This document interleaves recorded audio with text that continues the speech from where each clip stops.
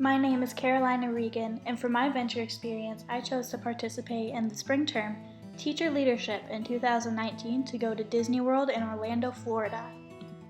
Even before the trip began, the class did a lot of work preparing and learning what it really meant to be a leader, especially being a leader within our field. We talked about how we might have to work with other people who might not be interested or doing the same things that we are, and how we can be innovative and creative in working with different people with different perspectives. And after studying a little bit in class and working together in groups, learning how to use the technology we would be using in Orlando, we decided to leave for Disney World. While we were given time to go on rides and experience shows and really get to know Disney World for what it is, we did so with a certain perspective.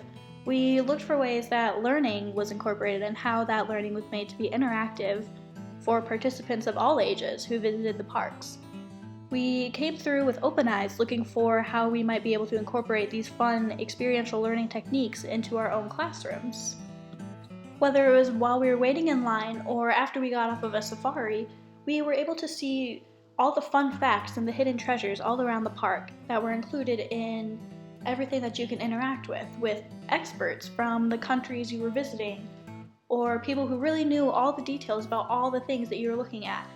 And it really just allowed the experience to be way more immersive than it would be if it were just rides and shows. All of this fun wouldn't have happened if it weren't for all of the hard work that we put in both before we went to Disney and during the Disney seminars that were graciously put on by our hosts.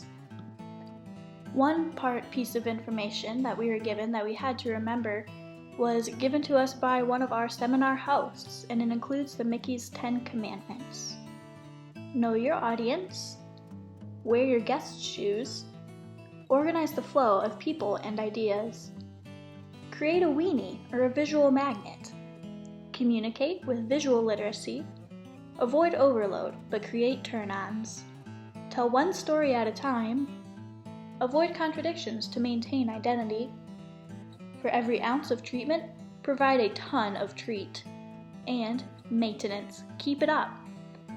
These are super important for creating the themes and identity of the theme parks put on by Walt Disney World, but it's also important for when you're creating a lesson plan that will immerse your students and really give them a once-in-a-lifetime experience that they can only get from your classroom, and that they can only get from some type of innovative lesson that uses technology and all of the things that we have available to us.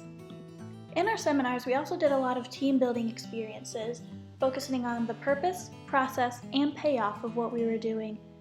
A lot of what we did was focusing on what we needed to do in order to be better leaders. How do we lead our coworkers? How do we lead our friends? How do we lead our peers? And how do we be an effective team? And in this case, we came up with our own definition of what an effective team could be, and we really worked together as that solid unit to create lesson plans as a class and to create videos and integrative, culturally competent lesson plans.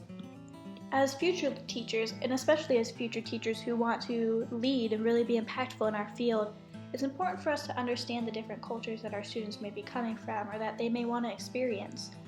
They'll all have different life experiences and things they want to know and to learn about.